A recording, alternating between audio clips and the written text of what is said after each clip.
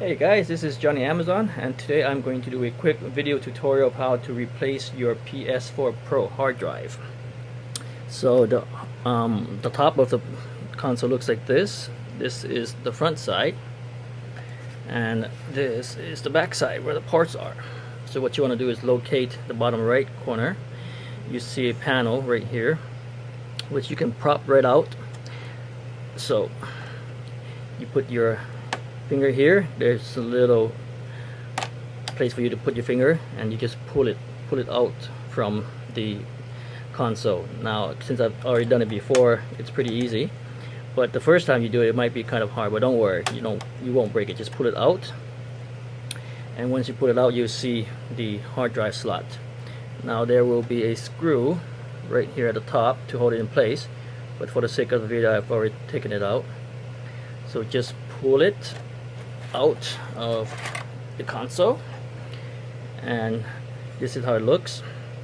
Now I've already replaced mine, but the one that came with my PS4 Pro is this one, made by HGST. Yours could be different, and so I've replaced mine with my old PS4 Pro. I mean my old PS4, which is a Samsung hard drive, because I have all of my files in there. And the thing you want to remember is when you put it into the hard drive slot, is make sure that the bottom side faces up top. So this is the label side, and this is the underside. So make sure the underside faces up. So when you put it into the slot, it goes up like this, with the pin facing inward into the PS4 Pro. So you just need a Phillips head screwdriver to take out the 4 screws here, 2 on each side. And then once you replace the hard drive, just go ahead and put it back in. Remember, the side with the screw goes on top.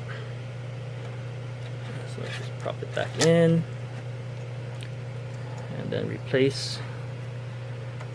Put back the panel this way.